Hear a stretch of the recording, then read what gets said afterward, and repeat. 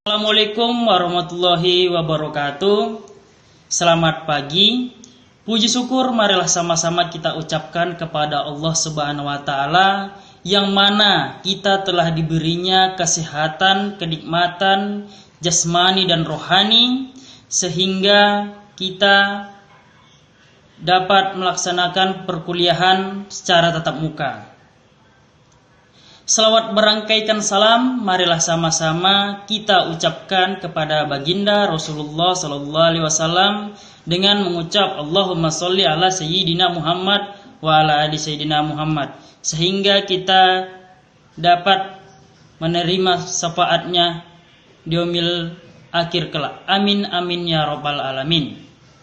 Saya di sini sebagai moderator dan ada beberapa pemateri, yaitu Wanda Anissa, Fabian Sabilah Chan, Yohana Gulo, dan Johannes Pardede. Baiklah, adapun yang dapat kami bahas yaitu ada 5.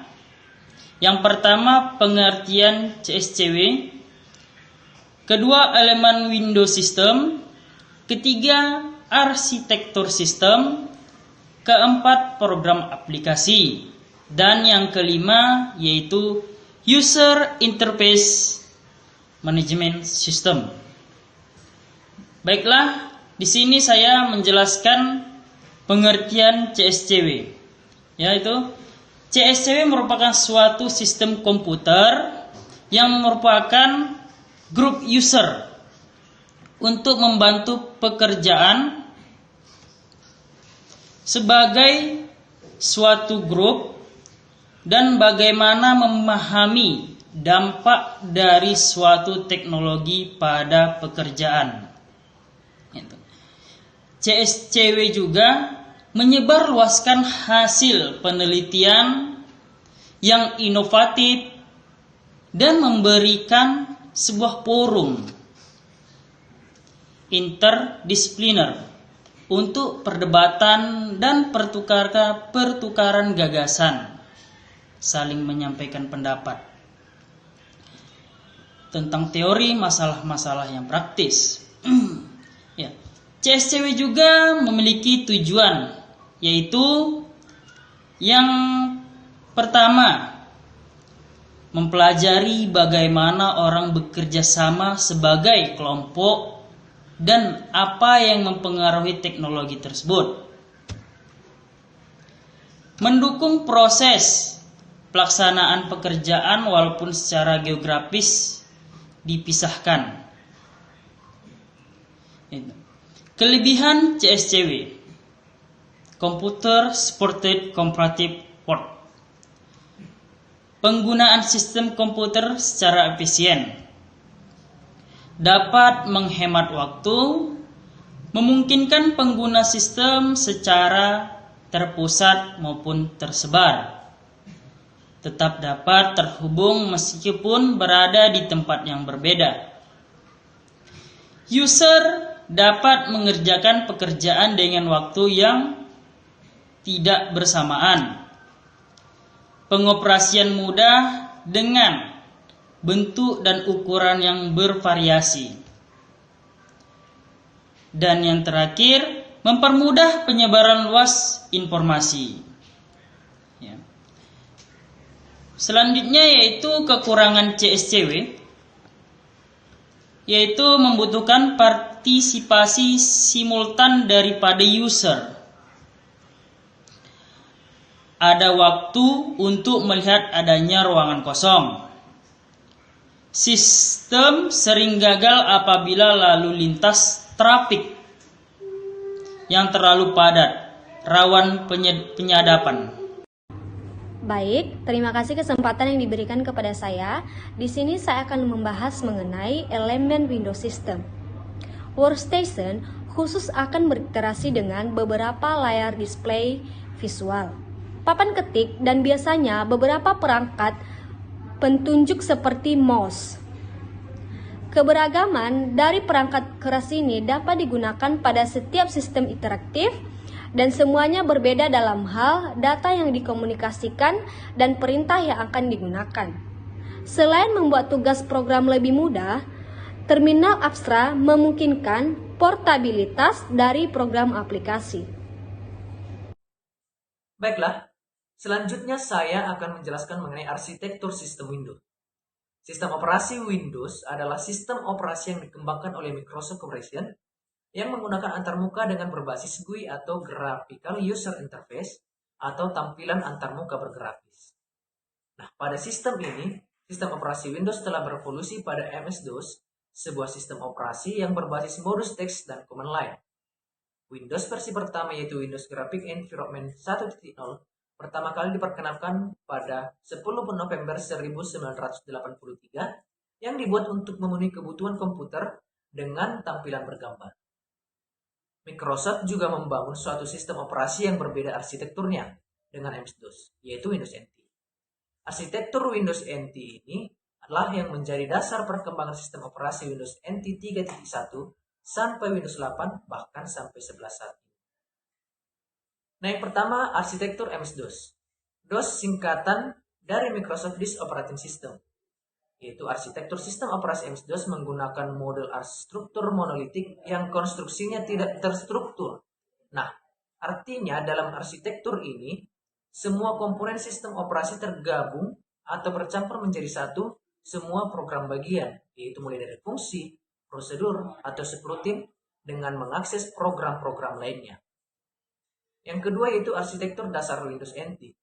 Sistem operasi Windows NT memiliki atau menggunakan model struktur berlapis. Dalam arsitektur ini, komponen dalam sistem operasi tidak tergantung dari komponen yang lain. Dengan demikian, modifikasi atau perubahan dalam satu komponen tidak berpengaruh banyak pada komponen lainnya. Yang ketiga yaitu arsitektur dasar sistem operasi Windows Vista, Windows 7, 8, 10, dan bahkan 11. Sistem operasi Windows memiliki arsitektur yang sangat modular. Setiap fungsi sistem dikelola oleh suatu komponen dari sistem operasi. Nah, artinya di sini semua aplikasi mengakses fungsi melalui komponen yang bertanggung jawab menggunakan antarmuka data standar atau data standar interface. Oke, sistem hanya dapat diakses melalui sesuai fungsi. Dalam arsitektur modular ini, pada prinsipnya setiap modul dapat dihapus, di-upgrade, atau diganti tanpa menulis ulang seluruh sistem atau standar aplikasi program antarmuka atau API. Baik, selanjutnya saya akan menjelaskan tentang program aplikasi. Program aplikasi adalah software atau perangkat lunak komputer yang dibuat untuk melakukan tugas tertentu. Ada banyak sekali program aplikasi komputer secara garis besar. Jenis program aplikasi komputer berdasarkan kegunaan dan contohnya sebagai berikut. Yang pertama, aplikasi perkantoran atau Microsoft Office. Yang kedua, ada aplikasi grafis. Yang ketiga, aplikasi multimedia. Dan yang keempat, aplikasi internet. Selanjutnya, sifat dan karakteristik software. Yang pertama, software merupakan elemen sistem logik dan bukan elemen sistem fisik seperti hardware. Yang kedua, elemen itu tidak aus, tetapi bisa rusak. Yang ketiga, elemen software itu direkayasa atau dikembangkan dan bukan dibuat di pabrik seperti hardware. Mengenai User Interface Management System. User Interface Management System ini sendiri memiliki sebuah arti, sebuah mekanisme untuk proses memisahkan bersih atau logika bisnis dari antarmuka penggunaan grafis atau GUI, kode dalam suatu program komputer UMS, dirancang untuk mendukung arsitektur and interior dengan tegas menetapkan dan menegakkan batas antar logika bisnis dan GUI. Berikutnya ada tujuan User Interface Management. Apa sih tujuan User Interface Management ini? Tujuannya itu menciptakan suatu cara agar bisa diadakan atau diperoleh interface yang konsisten yang mempunyai look atau rupa dan feel yang sama untuk sejumlah aplikasi yang berbeda di dalam sistem yang sama. Berikutnya itu ada contoh User Interface Management System UMS. Contohnya itu ada 4. Yang pertama itu ada Apple Macintosh. Yang kedua itu ada USF atau motif dari Open System Foundation. Yang ketiga itu ada OpenLook dari Sun untuk AT dan T. Yang keempat itu ada Windows dan Windows dari Microsoft. Berikutnya itu ada cara bagaimana UMS mencapai tujuan. Untuk mencapai tujuan itu UMS memiliki 4 cara. Yang pertama itu memberikan seset fasilitas standar untuk penanganan dialog pemakai, misalnya itu kayak Windows, dan memberikan komponen standar dari interface. Yang kedua itu bisa digunakan oleh programmer sebagai seset alat. Yang ketiga itu ada memberikan beberapa software standar yang mengelola cara yang digunakan oleh setiap program aplikasi untuk menggunakan interface itu. Yang keempat itu ada seset aturan mengatur cara tertampilnya atau cara bertindaknya berbagai fasilitas. Contohnya itu contoh aturan.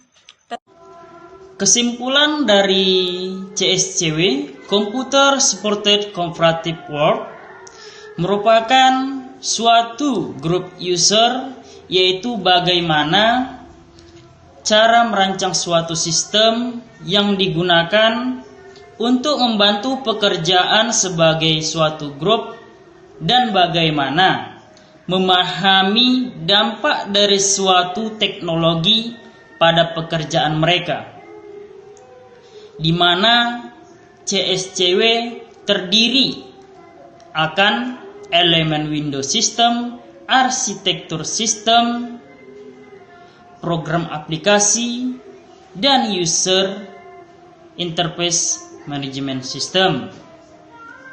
Mungkin itu saja yang dapat saya sampaikan.